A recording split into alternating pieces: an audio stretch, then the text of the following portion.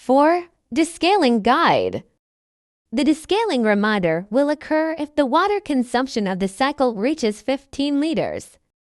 Fill the tank with descaling solution, e.g. solution of white vinegar and clean water.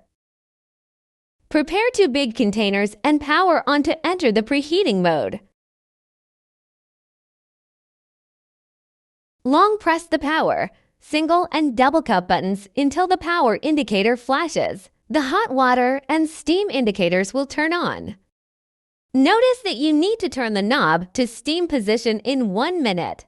The steam indicator flashes, the brewing head and the steam wand starts to discharge the solution.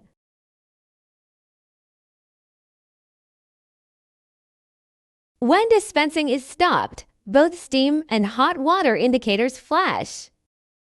After turning the knob back, you need to empty the containers. Replace the tank solution with clean water and then turn the knob to hot water position in 5 minutes to rinse inside channels again. After the brewing head and steam wand stop discharging, turn the knob back. Repeat the steps with clean water several times until no residual odors and solutions.